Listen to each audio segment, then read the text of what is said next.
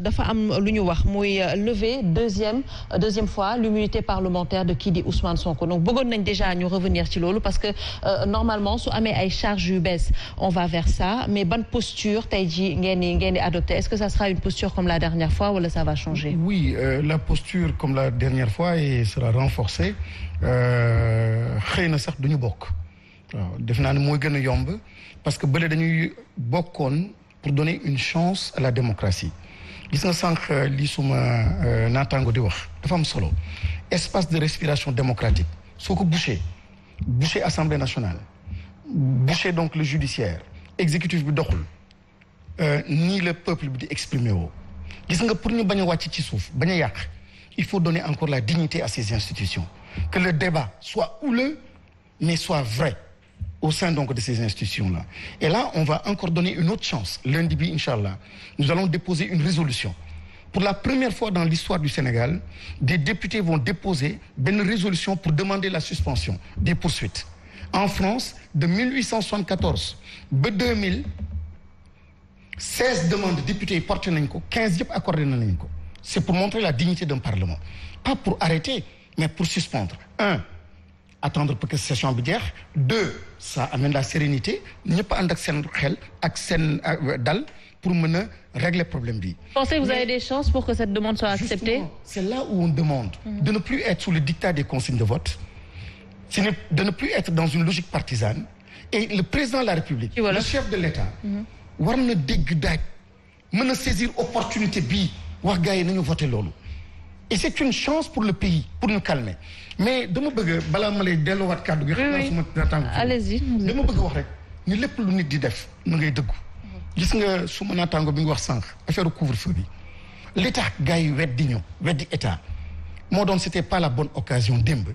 pour jéem a nëppal ni la bonne nouvelle c'est etc. En l'associant à l'événement on voit déjà que c'est une mesure qui n'avait rien à voir avec une politique sanitaire. Et là c'est extrêmement dommage c'est creux et c'est encore une autre manipulation li ma bëggoon wax aussi mu am solo lool yéen a laaj président de la République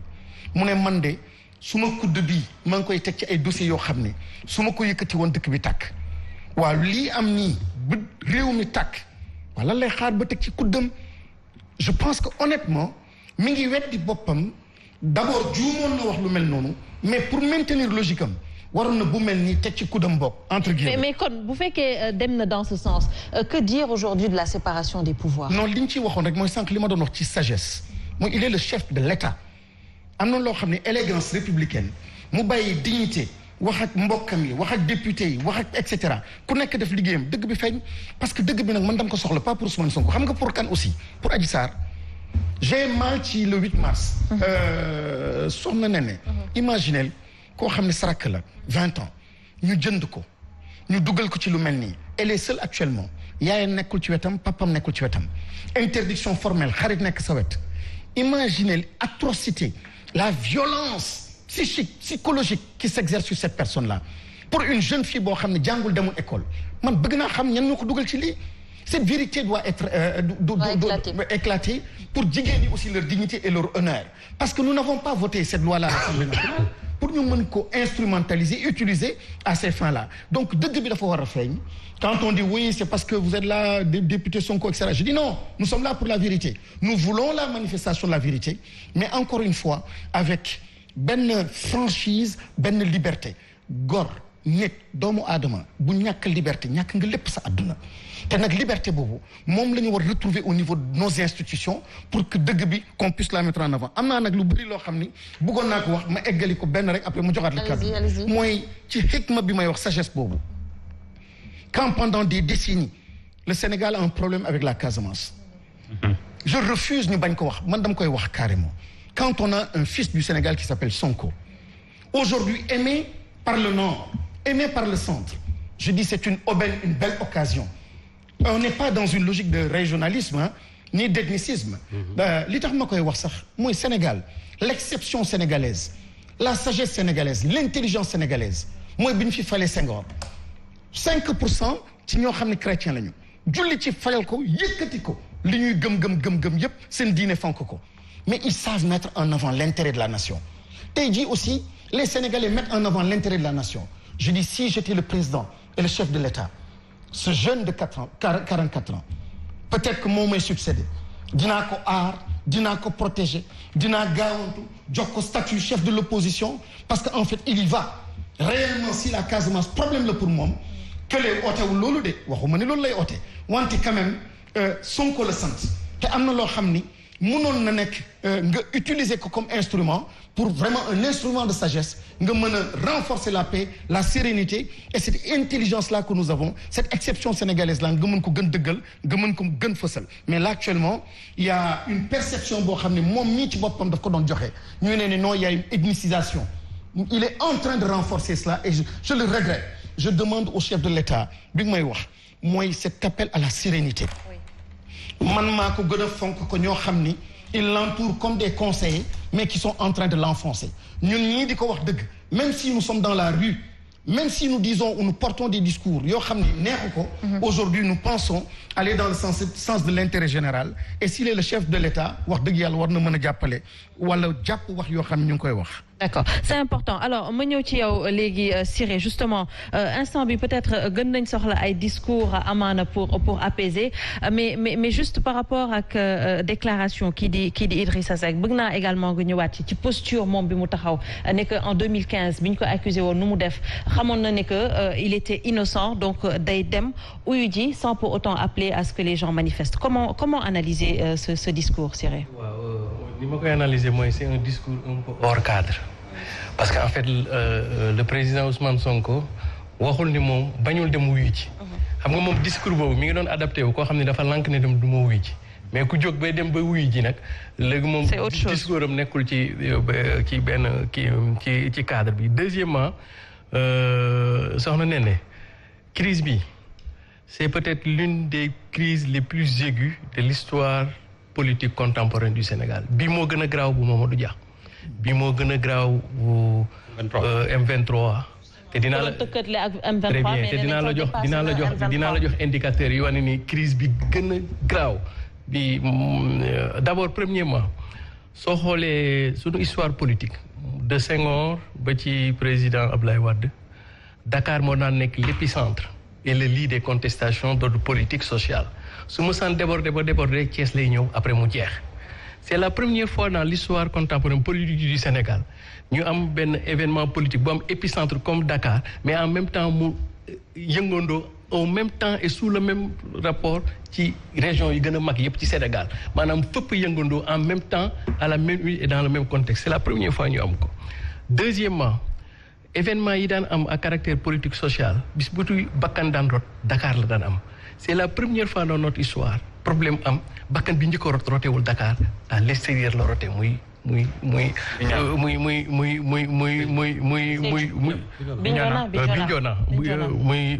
Bignona à l'intérieur du pays. Voilà beneen bi mooy c'est la première fois ngay gis crise politique am M23 affaire politiciens yi la woon après ñu dugal ci société civile donc crise bi dafa dépasser sax acteurs politiques yi en tant que tel soo xoolee le profilage de xale yi demoon manifester ay élèves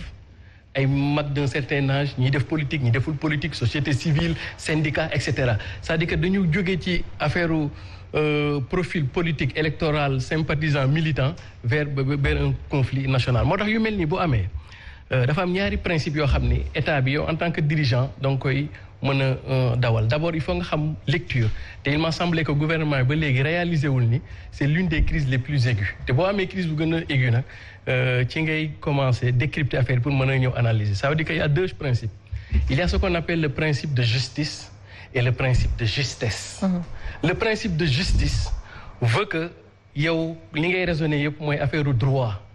affaire loi mais problème am na fu muy toll da ngay jóg tu t'élèves au-dessus de la loi pour dawal le principe de justesse parce que boo ko tegee ci loi rek ci confrontation la fay am parce que faire preuve de sagesse n'est pas de la faiblesse ça veut dire que ak na fu ñuy toll ci problème waratuñu def de l'ingénierie judiciaire mais on doit faire de l'intelligence politique fi mu toll nii dëkk bi tey foofu nañ dem parce que su président deful intelligence politique ñaari cas de figure rek moo mën a am premier cas de figure bi mooy mu ressaisir maintenant pour mu ressaisir il faut mu def un acte de leadership fort pour la première fois mu def un acte de leadership fort te mën na ko def ci 4 affaires pour reprendre la situation en main. Première affaire bi mooy mu woote dalal njiitu waaye manifester yi yëpp ak kuréel gu ñu mënti dekk mu recevoir leen palais parce que n'oublions pas que c'est le père de la nation entre guillemets c'est le président mu recevoir leen palais waxtaan ak ñoom pour décrisper déjà sur le. Deuxièmement mu lever mesure confinement nan la tudd sax état de siège couvre-feu mu lever mesure couvre-feu bi. Troisièmement mu def annonce publique pour wax ni il renonce à une possibilité et cetera d'une troisième candidature. Parce que déjà éclairé sur très bien waaw parce que loolu tamit bokk na ci liy xam ba taal bi tey jii c'est-à-dire que tey il faut ci question boobu mu prononcer ci de manière précise te bi ci gënoon mooy mu déclarer sénégalais yi ne moom problème mandat boobu du ko def et en ce moment ñu ramener la parce que ñaari affaire moo am su deful acte boobu te loolu du ko tuuteel en réalité da koy siggil